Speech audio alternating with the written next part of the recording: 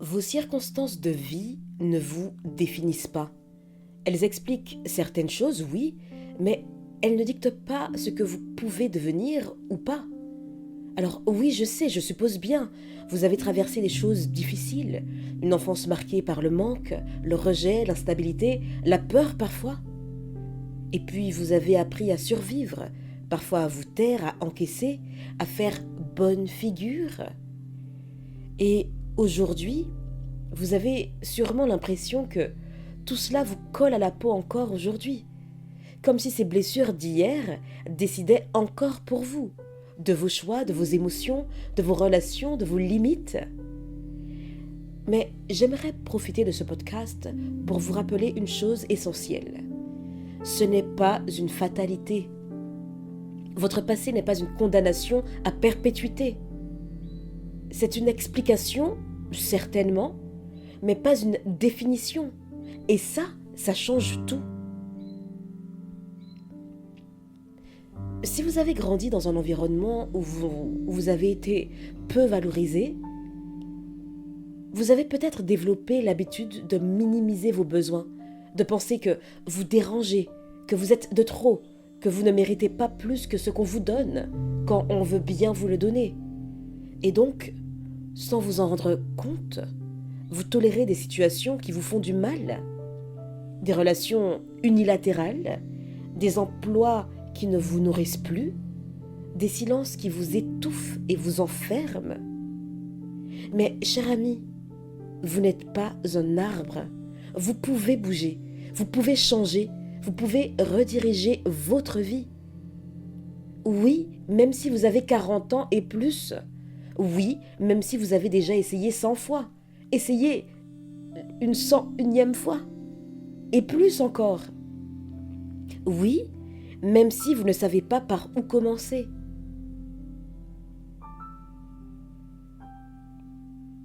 Vous savez, parfois la vie vous met dans la boue, nous met dans la boue, et c'est lourd, c'est collant, c'est sale, c'est humiliant même parfois.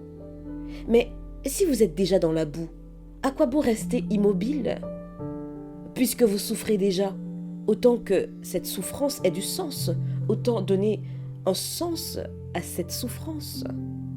Autant qu'elle devienne le carburant de votre renaissance, de votre mieux-être, de votre bien-être. Quand vous tombez à terre, la douleur est inévitable. Nous sommes humains, non? Mais le choix de vous relever, lui, est votre pouvoir. C'est là qu'est votre pouvoir. Alors, cher ami, redressez-vous, levez la tête, ouvrez le buste, respirez. Parce que c'est par le corps que commence souvent la guérison du mental. Quand vous changez de posture, vous envoyez un message à votre inconscient qui dit « Je suis debout, je suis vivant, vivante, et je reprends ma place. » Oui, votre enfance vous a marqué, oui. Oui, elle a laissé des traces, des croyances, des réflexes, des peurs. Mais elle ne définit pas ce que vous êtes capable de construire à partir de maintenant. Vous avez le droit de vous réinventer, et c'est même un devoir. De dire « Ok, ce que j'ai reçu ne me convient plus, je peux apprendre autrement.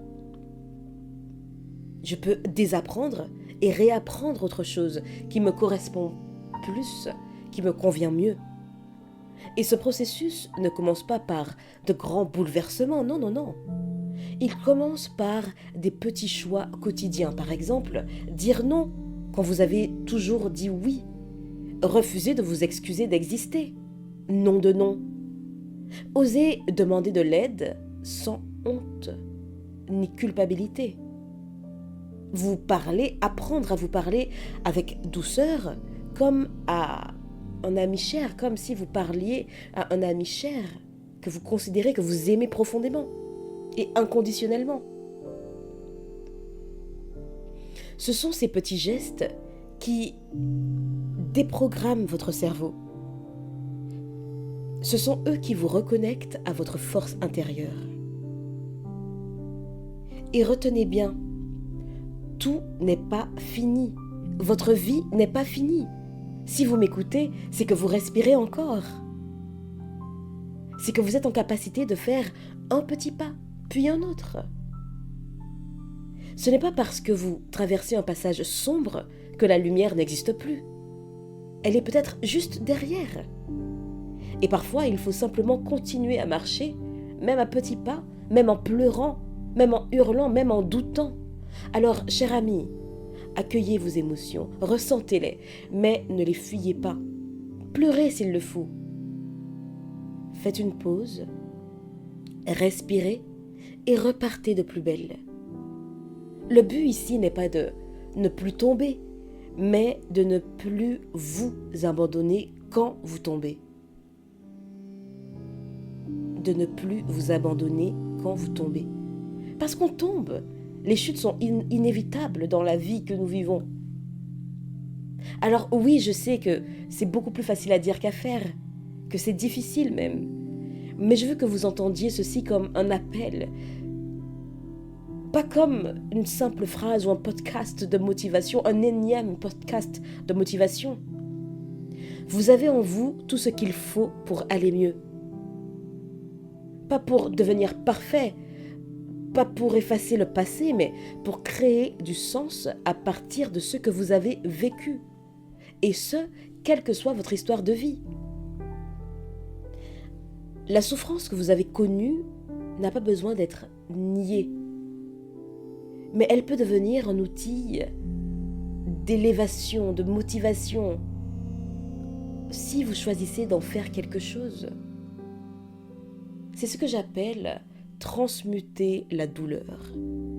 C'est-à-dire transformer ce qui vous a blessé en ce qui va vous libérer, ou en tout cas ce qui va vous amener vers un mieux-être, vers plus d'épanouissement.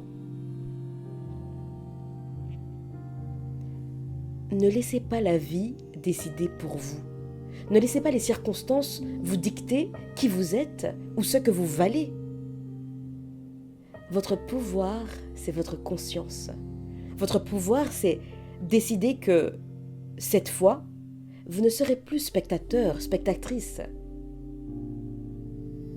Et si aujourd'hui vous n'avez plus la force de courir, alors, cher ami, marchez. Si vous n'avez plus la force de marcher, alors arrêtez-vous et respirez. Juste respirez, mais gardez le mouvement. Car c'est dans le mouvement que réside la guérison.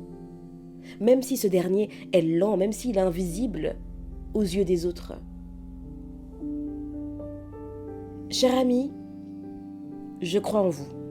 Je crois profondément que vous pouvez aller vers un mieux, vivre mieux, obtenir mieux, être mieux. Ne vous perdez pas en chemin.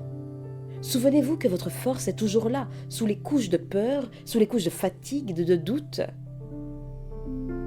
Elle n'a pas disparu. Elle attend simplement que vous la réveilliez. Alors, cher ami, levez-vous, redressez-vous et avancez.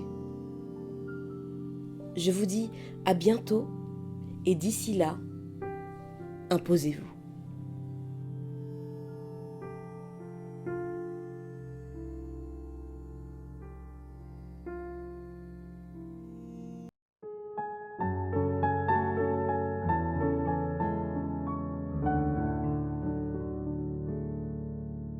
Are we dating?